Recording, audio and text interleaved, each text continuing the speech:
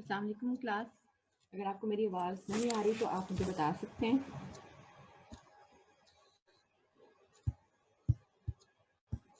पहले हम लोग अटेंडेंस लगाते हैं। 502, Present. 503, 504, Present, ma'am. 505, 506, Present, ma'am. 507, Present, ma'am. 508, 509, 510, Present, ma'am.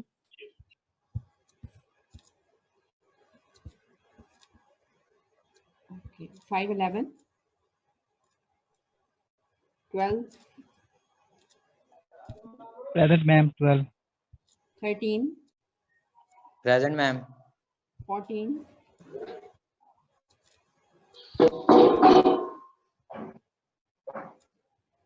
14 है क्लास में सायरा। Present है मैम, उसके वो माइक नहीं चल। 15, 16, 17, Roll 14. Present, ma'am. 17, Present, ma'am. 18, 19, Present, ma'am. 20,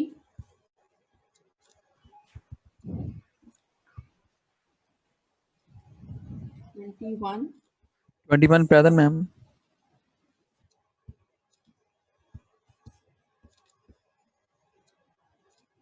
22, 23, Present.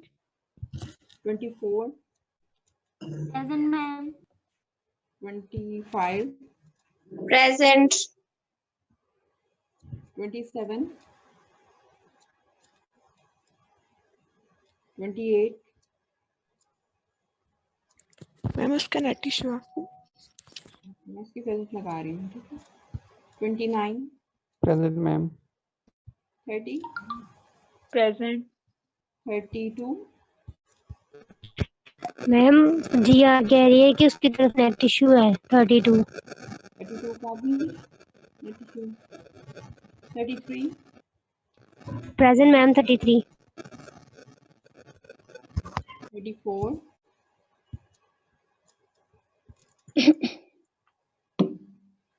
तो सिर्फ आप हैं क्लास में।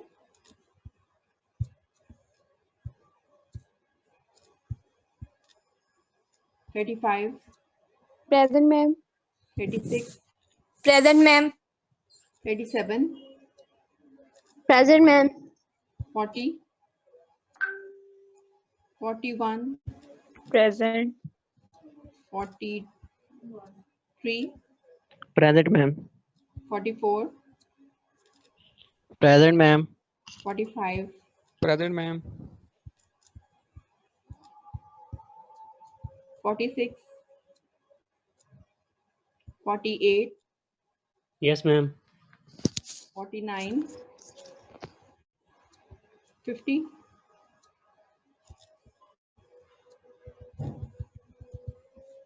51, Present, ma'am. 52, Present, ma'am. 53, 55, 56, 57, 58, Present, ma'am. 60, present ma'am. Roll number 60 ठीक है। 61, 62, 62 present, ma'am. 63, Nahil, 64, Present. 65, 66, 65 present है। 66 प्रेजेंट है। 67, की आवाज नहीं आ रही। Yes, ma'am. Yes, 67. ठीक है, अभी 56 अभी तो अटेंडेंस लग रही है ना। अच्छा, वो आपने बता दिया। 67। मैं 60 Yes, 60 ma'am. भी प्रेजेंट है। बेटा मैं दोबारा रिपीट करूंगी ना, जब आप तब लगवा लेना, ठीक है। 67, Yes, ma'am. 68। Yes ma'am. Okay, अच्छा जी। अब ये है कि मैं वो अनाउंस कर रही हूँ जो एब्सेंट मार्क हुए हैं, ठीक है। 63 एब्सेंट है। 61। मैम मैं प्रेजेंट हूँ। रोल नंबर बताएं बेटा, जो प्रेजेंट है मैम उनका रोल 63 है। नंबर। ओके, इसके बाद 57 एब्सेंट है। 56, 55, 53, 50, 49 और 46। Ma'am, 53 present. 56 है, ठीक है, आपकी लग गई। और 40। 40 प्रेजेंट है मैम। ओके, 34 एब्सेंट है। 27, 22। मोहसिन शहजाद नहीं है क्लास में। 20 रोल नंबर। 18, 15। 15 प्रेजेंट है मैम। ओके, 11, 9,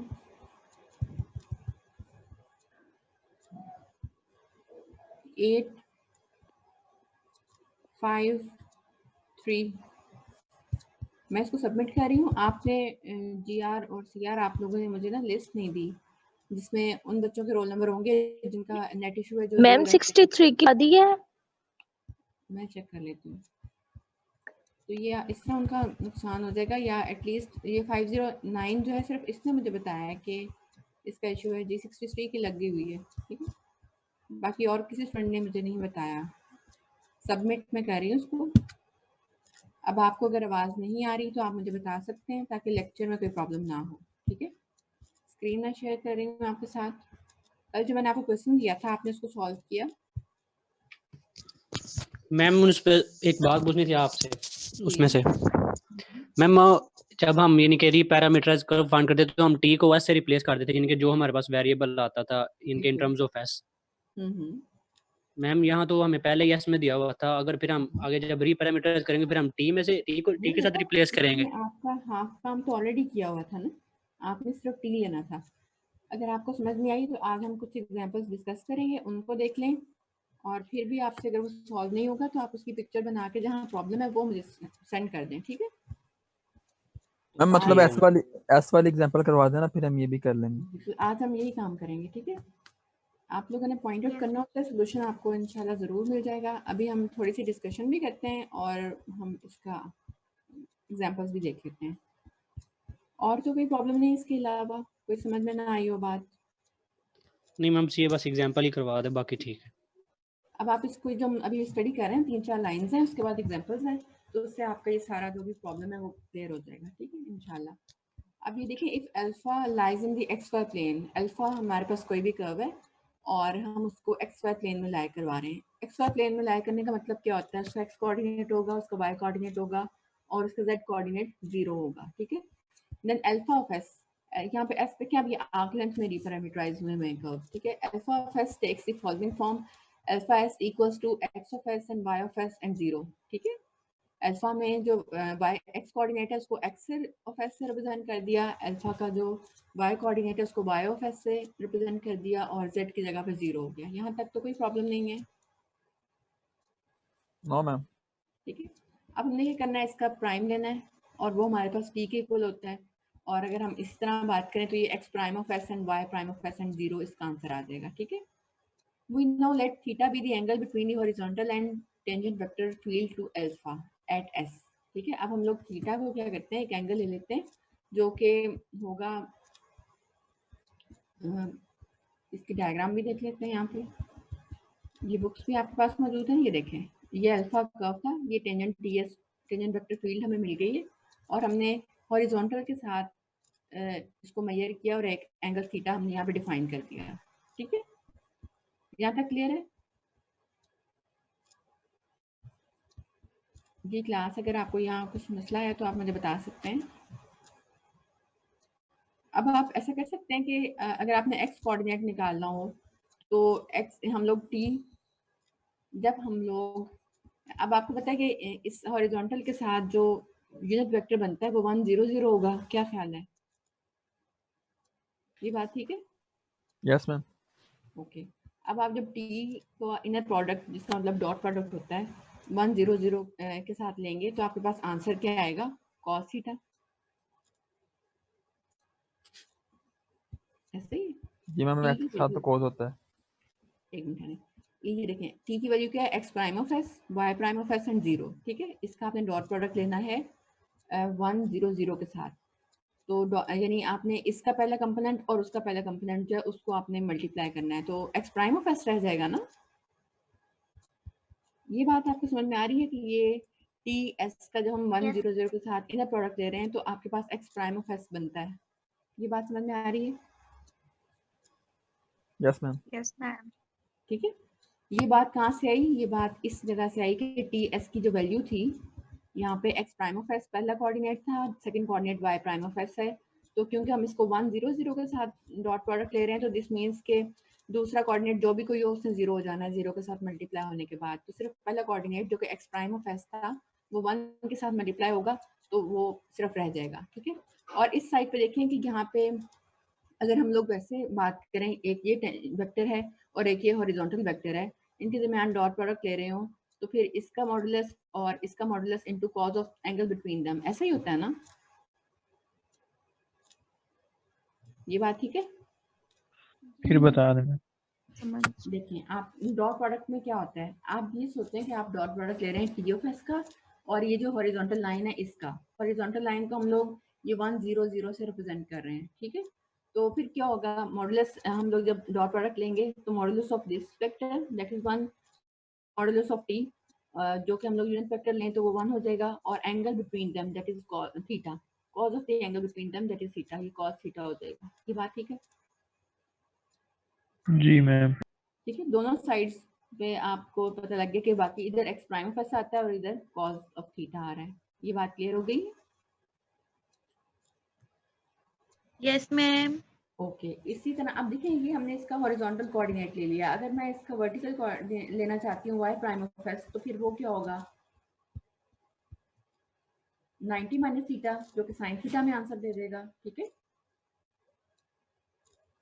आप इन्हीं लाइंस पे आप ऐसा करें कि इन्हीं लाइंस पे आप ना इसको कर लें, टी ले लें और 0 1 0 ले लें, तो आपके पास यहाँ पे 90 माइनस थीटा क्योंकि एंगल होगा तो फिर वो आपके पास हो जाएगा, क्योंकि आप लोग लेना चाहेंगे ना थोड़ा सा यहाँ पे हॉरिजॉन्टल लाइन बनाए तो उस लाइन में और इस टेंजेंट के दरमियान जो आप एंगल फाइंड करना चाहेंगे तो वो 90 माइनस थीटा होगा। क्यों? क्योंकि यहाँ तक ये एंगल थीटा है और जब हम इसको इस तरह इधर लेके जाएंगे तो वो 90 माइनस थीटा एंगल होगा। ये बात ठीक है?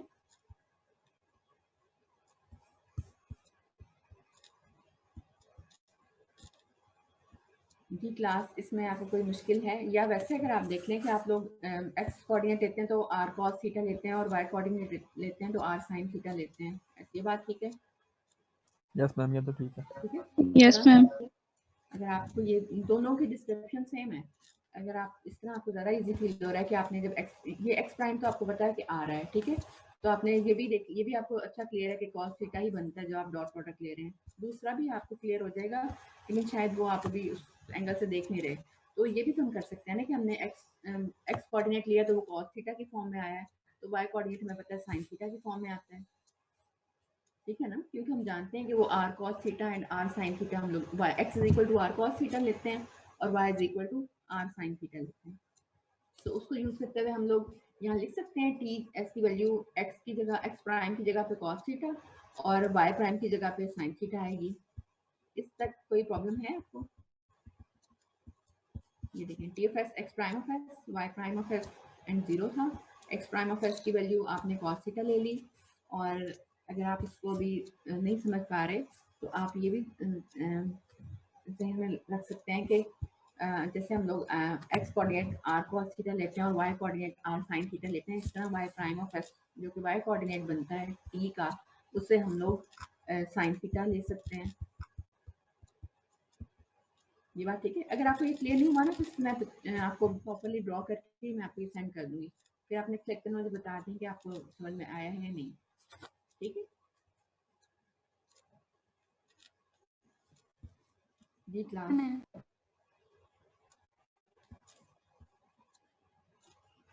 चलिए आप मुझे ये बता दें कि हम वाई प्राइम ऑफ एस जो है उसको साइन थीटा ले सकते हैं।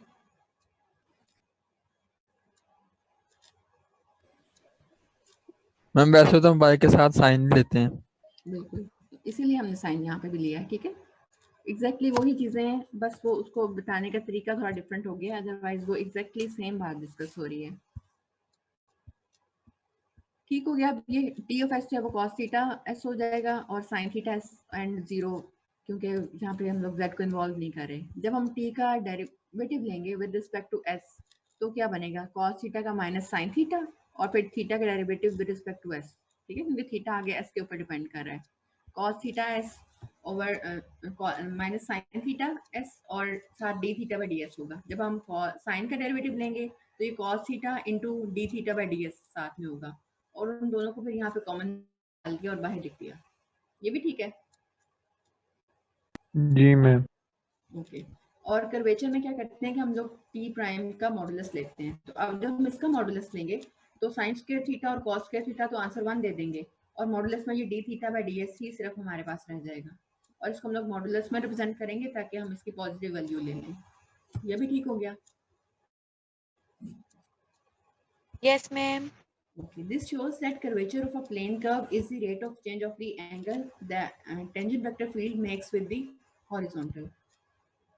ठीक है, अब ये कर्वेचर जो है हम उसे ऐसा भी बता सकते हैं कि कर्वेचर ऑफ प्लेन कर्व जो है वो rate of change of angle theta, bending क्योंकि होती है ना, तो बेंडिंग को हम कैसे मेजर करेंगे, जो एंगल टेंजेंट वेक्टर फील्ड बनाती है उसको हम लोग हॉरिजॉन्टल के साथ मेजर करेंगे और हर टेंजेंट के लिए हम लोग उसके लिए डिफरेंट हमारे पास एंगल आ जाएगा और वो रेट ऑफ चेंज फाइंड कर लेंगे D theta by d S. ये बात समझ में आ रही है?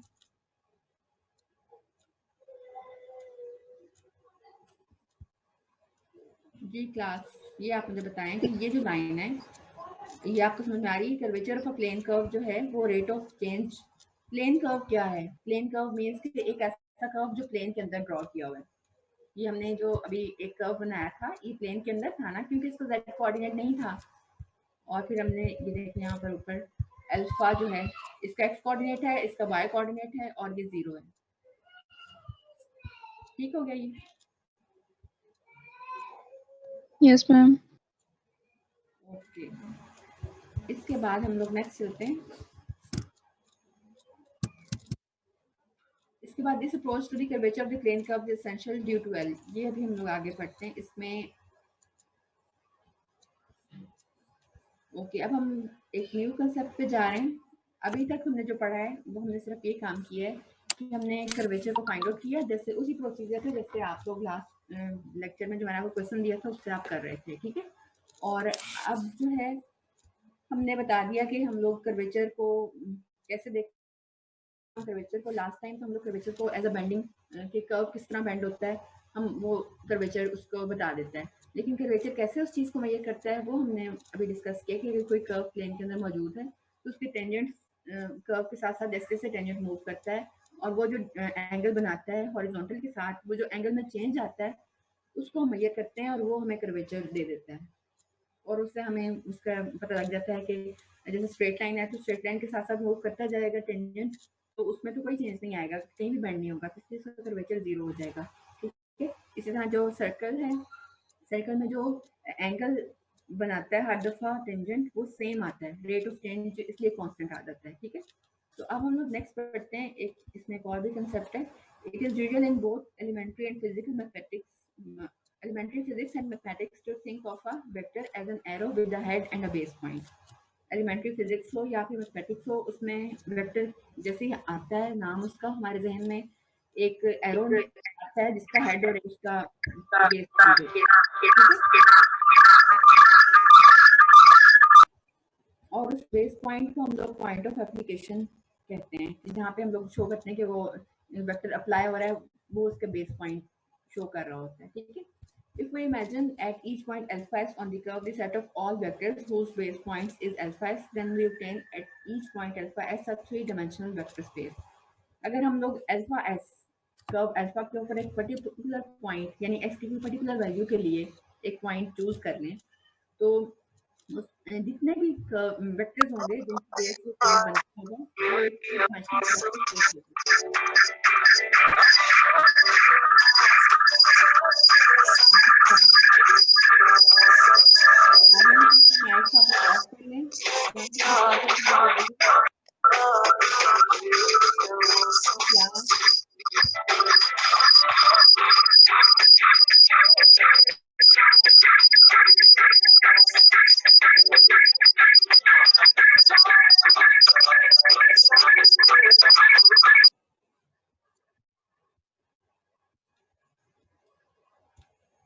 क्लास आप लोग अपने माइक म्यूट रखने होंगे और नेक्स्ट टाइम इस किस्म का कोई केस ना हो, बी केयरफुल।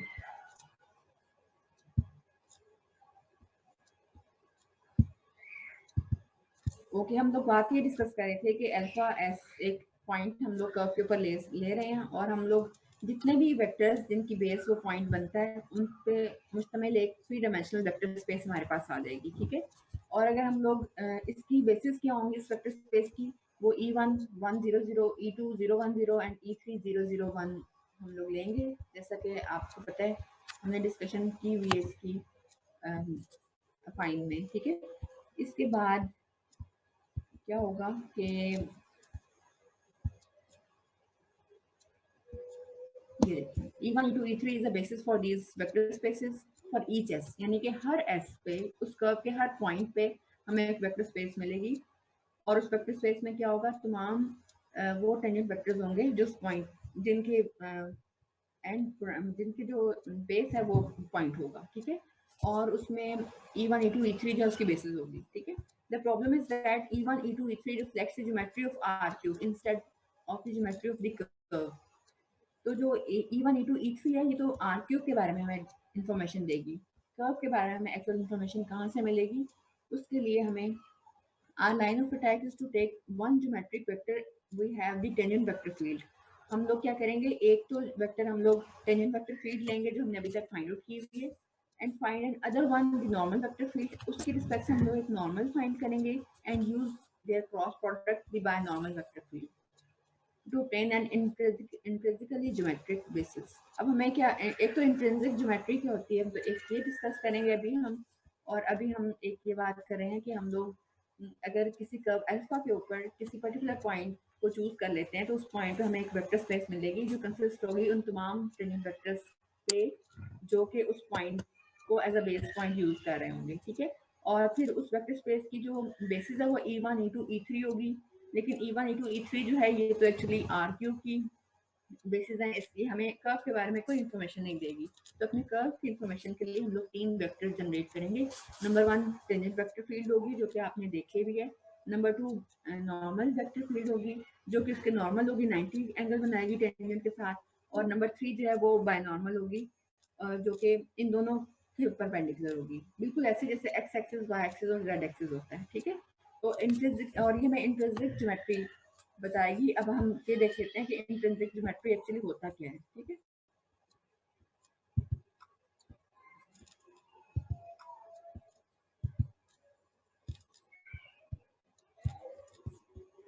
अब आप ये मैं स्क्रीन शेयर कर रही हूँ और उसमें इंट्रिंसिक ज्योमेट्री की जो डेफिनेशन है वो आप देख सकेंगे। It is geometry of objects associated to the surface which depends only on the first fundamental form. ये फर्स्ट फंडामेंटल फॉर्म क्या है ये हम इसको पढ़ेंगे अपने नेक्स्ट लेक्चर्स में। इसकी एग्जांपल से आपको अंदाजा हो जाएगा। Obvious examples are lengths of the curve. Intrinsic geometry में कर्व की लेंथ इन्वॉल्व हो जाएगी, angles between the tangent vectors, जितने भी टेंजेंट वेक्टर्स उनके दरमियान एंगल्स हम देख सकेंगे, area of the region in the surface, और सरफेस के ऊपर जो रीजन हम लोग अंडर डिस्कशन होंगे उनके एरियाज को डिस्कस करेंगे। तो ये इंट्रिंसिक ज्योमेट्री में आ जाता है, ठीक है। और less obvious examples are geodesic, ये हम लोग अपने मिड टर्म के बाद के पोर्शन में पढ़ेंगे, और गॉसियन कर्वेचर वगैरह पढ़ेंगे, ठीक है। तो इंट्रिंसिक ज्योमेट्री का जो कंसेप्ट मैं आपको देना चाहती थी वो ये है कि हम लोग लेंथ, एरिया और एंगल ऑफ द वेक्टर्स जो है उससे हम इसे रिलेट करेंगे, ठीक है। तो अब ऐसा होगा कि हमारे पास जो एक्चुअल बेसिस थी E1 E2 E3 वो हमारे किसी काम नहीं आएंगी। हम लोग अपने कर्व के हर पॉइंट पे एक नई ज्योमेट्री बनाएंगे और वो कैसे होगी, उसमें टेंजेंट आ जाएगा, उसमें नॉर्मल आ जाएगा और उसमें बाय नॉर्मल आ जाएगा। ठीक है, अब नॉर्मल कैसे फाइंड करेंगे उसका डेफिनेशन हम लोग यहाँ पे देखते हैं। The principal normal vector field to a unit speed curve alpha s is the unit vector field N of s. Principal normal जो कि टेंजेंट के परपेंडिकुलर होगा, उसको फाइंड करने का फॉर्मूला, उसको हम एन से रिप्रेजेंट करेंगे और फाइंड करने का फॉर्मूला क्या है कि टेंजेंट का डेरिवेटिव लेके उसको कर्वेचर से डिवाइड कर देंगे। ठीक है, उसके बाद बाय नॉर्मल वेक्टर फील्ड ऐसी पॉइंट अल्फा इस पे होगी, उसका फॉर्मूला क्या है, उसे हम बी ऑफ एस से रिप्रेजेंट करेंगे और हम लोग टी और एन का क्रॉस प्रोडक्ट ले लेंगे। और torsion of alpha is the real valued function, और टॉर्शन भी एक नई चीज़ हम इंट्रोड्यूस कराएंगे और इसको फाइंड करने का तरीका ये है कि हम लोग बाय नॉर्मल का डेरिवेटिव लेंगे और एन के साथ उसका इनर प्रोडक्ट लेंगे और नेगेटिव साइन यूज करेंगे। ठीक है, we will give the geometric meaning of torsion in the next section. Next section में हम इसको थोड़ी डिस्कस करेंगे। अब ये जो सब काम हमने किया है इसको हम लोग क्या कहते हैं, the Frenet Serret operators of the unit speed curve alpha s. ये जो हमने सारी चीज़ें कैलकुलेट की थी, जिसमें ये देखें कर्वेचर आ गया, ये टॉर्शन आ गया, ये टेंजेंट और ये प्रिंसिपल नॉर्मल और ये बाय नॉर्मल आ गया। ठीक है, इन तीनों चीज़ों को हम लोग फ्रेंड साइड ऑपरेटर्स कहते हैं। और इसके बाद आप इसकी एग्जांपल देख लें ताकि आपकी सारी प्रॉब्लम्स क्लियर हो जाएं। ये example alpha of s is equal to r cos s over r and r sine s over r and zero. ये हमने लास्ट लेक्चर में भी डिस्कस की थी और हमने इसका टी फाइंड किया था। ठीक है, be a circle of radius greater than zero. इसमें टी आपको याद होगा minus sine s over r था और cos s over r and zero था। ठीक है, और कर्वेचर के लिए आप टी प्राइम का जब मॉडुलस ले रहे थे तो आंसर 1 ओवर आर आ रहा था। और ये सर्कल था तो मैंने आपसे ये भी कहा था कि जब भी सर्कल आपके पास हो और उसका रेडियस भी 1 हो तो कर्वेचर के लिए आप उसके रेडियस को 1 ओवर रेडियस ले लेंगे तो आपके पास कर्वेचर आ जाएगा। ठीक है, तो ये दो चीज़ें तो हम ऑलरेडी इसमें फाइंड कर चुके थे। और अब हमें क्या करना है, एन को फाइंड करना है। N is equal to T prime of s over kappa s. T prime ले लें यहाँ से। आप लोगों को समझ आ रही है यहाँ तक? Yes ma'am. ठीक है, अब टी ये वो एग्जांपल डिस्कस होनी शुरू होगी जैसे आप लोग बता रहे थे कि आपको प्रॉब्लम आ रहा था, जो आपको मैंने क्वेश्चन दिया था अल्फा एस यानी कि आर्क लेंथ में ये हमें कर्व गिवन है, इसमें हमने इसको रीपैरामीटराइज नहीं करना। ठीक है, और हमने टी जैसे कि पहले एग्जांपल में सॉल्व भी किया हुआ हमने ले लिया और कर्वेचर भी हमारा डिस्कस हो गया था, दो वैल्यूज हमने ले ली। और फिर उसके बाद एन मैम जी मैम आवाज कट गई थी, इसको हमने रीपैरामीटराइज करने की जरूरत नहीं है अभी, इसको हमने ऐसे सॉल्व करना है। जहाँ पे भी एस में होगा ना आपने उसको रीपैरामीटराइज नहीं करना, जब टी होगा ठीक। तब वहाँ पे आप था कि बीटा ऑफ एस, तो यहाँ पे अल्फा ऑफ एस है तो ऐसे लिख देंगे हम इसको। हाँ बिल्कुल, इवन वो बीटा ही था, एक्चुअली बीटा ही है, उसने उसको फर्दर कंफ्यूजन से, क्योंकि हमारी कैलकुलेशंस और इन्वॉल्व हो गई है ना, तो हम एक्चुअली था अल्फा टी, जब हमने इसको टी को एस की फॉर्म में रिप्लेस कर दिया है तो ये हम उसको बीटा बना रहे थे, लेकिन इसने इसको अल्फा ही ले लिया ताकि आगे कंफ्यूजन ना हो, हम लोग ये कंफ्यूज ना हो कि बीटा को किया या अल्फा को किया। तो इसलिए अल्फा जो है अब एक न्यू शेप आ गई है एक्चुअल कर्व की, जिसमें टी को रिप्लेस कर दिया गया है उसके आर्क लेंथ एस से और यहाँ पे रिप्रेजेंट भी कर दिया है। अब ठीक हो गया मैम फिर ऐसे हमने यानी कि वो सॉल्व किया था 2.6 वाला, तो उसका मॉड हमारे पास 1 आ रहा था, फिर जो 1 होगा वो उसका कर्वेचर होगा। नहीं बेटा, 1 नहीं होगा, 1 आपके पास मॉड 1 आएगा, मतलब ये था कि ये रीपैरामीटराइजेशन के बाद भी यूनिट स्पीड कर्व है। और ये जो सारा काम, ये जो फॉर्मूला हम लोग पढ़ रहे हैं ना, ये यूनिट स्पीड कर्व के लिए पढ़ रहे हैं। अगर ये मॉडुलस 1 नहीं आएगा तो फॉर्मूलाज डिफरेंट होंगे। जी वो तो 1 था। वो 1 था ना, इसलिए हमने ये फॉर्मूला अप्लाई कर दिया, क्योंकि 1 होना शो कर रहा है कि वो यूनिट स्पीड कर्व था। इसी तरह इसको भी आप देख लें, ये आर, इसका भी आपके पास 1 ही आएगा आंसर। मतलब फिर कर्वेचर हमारे पास क्या होगा वहाँ पे? ये देखें, अब ये देख लेते हैं। टी तो आपको पता है ना, आपने अल्फा का डेरिवेटिव ले लिया, टी आपके पास minus sine s over r and cos s over r आ गया। ठीक है, अब कर्वेचर क्या है, टी का दोबारा से देखें डेरिवेटिव लें, टी का दोबारा से डेरिवेटिव लेंगे और उसका मॉडुलस लेंगे तो आपके पास ये 1 ओवर आर। ये देखिए कर्वेचर का फॉर्मूला बहुत क्लियर यहाँ पे लिखा हुआ है, curvature is equal to T prime of s modulus. इसका आप दोबारा डेरिवेटिव लें, साइन का आएगा कॉस, ठीक है, और कॉस का आएगा माइनस साइन, और फिर जब आप स्क्वायर्स लेंगे तो फिर क्या होगा, ये कॉस और साइन तो 1 हो जाएंगे, और जो एंगल्स के डेरिवेटिव से यानी 1 ओवर आर, दोनों में जो एक्स्ट्रा आ रहे होंगे वो 1 ओवर आर आपके पास यहाँ पे आ जाएगा। ठीक है ये बात? मैम जो बाकी क्वेश्चन थे हमारे जो आपने एक्सरसाइज में से करने के लिए दिए थे जी मैम, उनके लिए भी हम लोग यूनिट स्पीड कर्व प्रूव करेंगे। जिसमें कहा गया था उसमें आपने करना है, जिसमें नहीं कहा उसमें आप नहीं करेंगे। ठीक है, ओके मैम। ठीक है। अब ऐसा है कि अब यहाँ तक तो बात कर्वेचर तो समझ में आ गया ना कि अब आप कैसे करेंगे।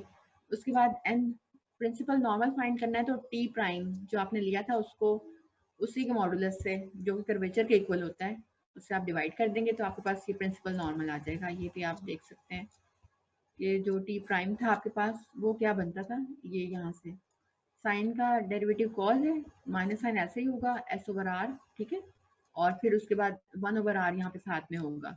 इसी तरह कॉस का डेरिवेटिव माइनस साइन है, ये minus sine s over r और साथ में 1 ओवर आर मौजूद होगा। ठीक है, जब आप इसको इसके मॉडुलस से डिवाइड करेंगे टी प्राइम के, दैट इज 1 ओवर आर, तो जो 1 ओवर आर एक्स्ट्रा यहाँ पर आ रहा था वो कैंसिल हो जाएगा और आपके पास ये एन ऑफ एस की वैल्यू हो जाएगी। यहाँ तक क्लियर है? Yes ma'am. ठीक है, अब बाय नॉर्मल कैसे फाइंड करना है, आपने इस टी का और ये जो एन है इसका क्रॉस प्रोडक्ट लेना है। और क्रॉस प्रोडक्ट कैसे लेते हैं हम लोग, आई जे के वो डिटर्मिनेंट की फॉर्म में लेते हैं। ठीक है, उसमें आप आई जे के रखेंगे और फिर ये इसकी वैल्यू पहले रखेंगे टी की वैल्यूज, उसके बाद आप ये एन की वैल्यूज रखेंगे तो आपके पास आंसर जो है वो 001 आ जाएगा। ठीक है, ये आप करके भी देख सकते हैं, कर लेंगे ये आप। बी ऑफ एस की वैल्यू आती जी है। ठीक है, अभी ये मैं ये डिस्कशन खत्म करते हैं तो आप उसको करके देख भी लें कि वाकई ऐसा है। चलें, बी ऑफ एस की वैल्यू 001 आ गई। ठीक है, ये काम तो हो गया। उसके बाद हमें क्या चाहिए, टॉर्शन चाहिए। टॉर्शन के लिए हमें बी का प्राइम चाहिए, यही फॉर्मूला में पढ़ा था, ये भी आप ऊपर देख भी लें। टॉर्शन के लिए बी का प्राइम और एन इटसेल्फ इनका इनर प्रोडक्ट चाहिए। तो जब हम लोग बी का प्राइम लेंगे, क्योंकि बी तो 001 है, जब हम इसका डेरिवेटिव लेंगे तो ये तो 0 हो जाएगा। क्या ख्याल है? Yes ma'am. जब हम बी, क्योंकि 001 है तो ये तो पहले ही 0 है और हमने डेरिवेटिव लेना है एक्स की रिस्पेक्ट से और 1 तो एक कांस्टेंट है, जब हम 1 का डेरिवेटिव लेंगे तो ये भी 0 हो जाएगा, तो बी प्राइम 0 हो जाएगा। जब आप इनर प्रोडक्ट ले रहे हैं या फिर आप डॉट प्रोडक्ट ले रहे हैं कोई से दो वेक्टर्स का और उनमें से एक 0 है तो आंसर क्या आएगा? 0। बिल्कुल ठीक है, इसलिए आपका टॉर्शन भी 0 आ जाएगा। अब आपका कंप्लीट प्लैनेट सेलेक्ट ऑपरेटर्स जो है वो फाइंड आउट हो चुका है, जिसमें टी एन और बी आते हैं। और इसकी जो पिक्चर है इससे आप अंदाज़ा लगा सकते हैं कि कैसे हर पॉइंट पे हम लोग टी एन और बी लेंगे।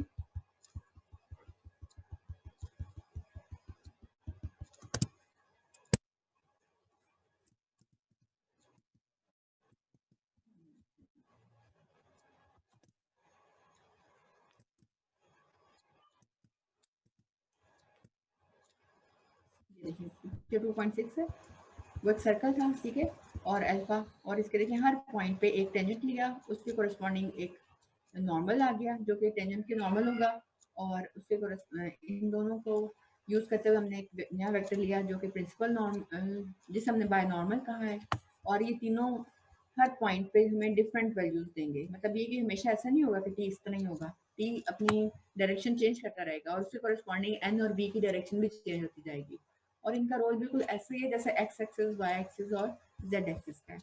अब आप अगर अगली एग्जांपल देखें जिसमें एक हेलिक्स जो है, इस पर भी हम लोग डिटेल डिस्कशन करेंगे और इस पर काफ़ी थ्योरम्स वगैरह भी हैं। हेलिक्स बिल्कुल ऐसे ही जैसे स्प्रिंग होता है, ठीक है, स्पायरल। इसमें अब आपने स्पायरल बाइंडिंग वाले जो नोट्स मोस्टली आपके पास होते हैं उसमें इस तरह ही स्प्रिंग होता है। और इसमें देखें कि हर पॉइंट पे यहाँ पे टी की डायरेक्शन ये है और यहाँ पे टी की डायरेक्शन ये हो गई है और उसके कॉरस्पॉन्डिंग एन और बी भी चेंज हो जाएंगे, यानी कि हर पॉइंट पे हम एक डिफरेंट, जिसे हम लोग मूविंग ट्राइहेड्रन भी कहते हैं, टी एन और बी को। इसकी डेफिनेशन भी आ जाएगी, मूविंग ट्राइहेड्रन हम इसे कहते हैं। और इसकी क्वालिटी ये है कि ये हर पॉइंट पे हमें डिफरेंट पोजीशंस शो करेगा। जाहिर है हर पॉइंट पे टेंजेंट डिफरेंट हो जाएगा और उस टेंजेंट की कोरिस्पॉन्डिंग हमारे पास प्रिंसिपल नॉर्मल एन और बाय नॉर्मल बी भी डिफरेंट वैल्यूज देंगे। तो वैल्यूज भी डिफरेंट देंगे और अपनी पोजीशन भी डिफरेंट शो करेंगे। तो हम इसे मूविंग ट्राइहेड्रन कहते हैं, जो कि कर्व के साथ मूव करते करते अपनी पोजीशंस को भी चेंज करता रहता है। ये टीएनबी हो गया। अब आप एक और एग्जांपल डिस्कस कर सकते हैं, अभी टाइम है हमारे पास। ये इसमें देखें एग्जांपल 3.2 है, consider the unit speed circular helix alpha s, ये भी एस में है, हमें इसे कोई कन्वर्ट करने की जरूरत नहीं है। R cos omega s, r sine omega s and h omega s, ये हमें गिवन है कर्व, ये प्लेन कर्व नहीं है क्योंकि इसमें 3 डायमेंशंस आ गई है, ठीक है। और ओमेगा जो है वो r square plus h square raise to power -1/2 की वैल्यू भी एक हमें बात बता पूछनी थी जी बेटा। मैम, जब इनके जैसे हमें इधर अल्फा की वैल्यू दी हुई है, अगर हमें थीटा की या फिर आर इनके जो यूज हुआ हो आर जी जो वैल्यूज हमें दी हुई हैं, फिर वो फिर हमने सॉल्व करके लास्ट पे जाके पुट करनी है।